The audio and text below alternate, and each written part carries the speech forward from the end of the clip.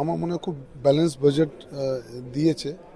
কতটা লাভ হবে জানি না, বিকজ কোনো একটা সেক্টরকে খুব বড় করে হাইলাইট করেনি, চেষ্টা করেছে সব সেক্টরকে কিছু না কিছু করার জন্য। তাও মনে হয় এখন যে ধরনের বাজেট সেটাতে মনে হয় সাস্টেনেবিলিটিটাই শুধু ফ্যাক্টর আছে, যে কোনো রকম যেমনি চলছে সেটা চলতে থাকুক। মানে শখ বলে কিছু নেই, না পজিটিভ দিকে না নেগেটিভ দিকে। হ্যাঁ, কিন্তু যদি আমরা এমএসএমইতে বলি কন্টিনিউড এফার্ট আছে যে এমএসএমই যাতে গ্রোথ করুক। এই যে 2000 কোটি অ্যালোকেট করা, 2000 কোটি অ্যালোকেট করা।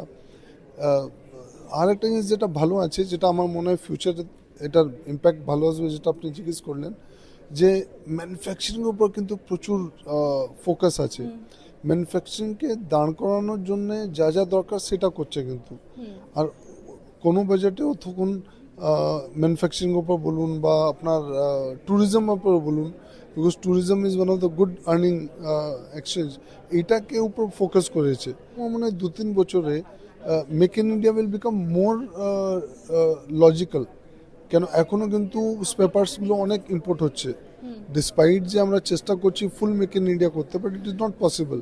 So maybe it is preparation towards Viksit Bharat and maybe towards the future election to keep the momentum going, because এখন ইকোনমি প্রচুর ফ্লাকচুয়েটেড আছে। ওয়ার্ল্ড ইকোনমি যদি বলি, সেখানে যদি আমরা জিডিপি গ্রোথটাকে রেখে দিতে পারি 8%, আমার মনে হয় it is good to go for this year at least.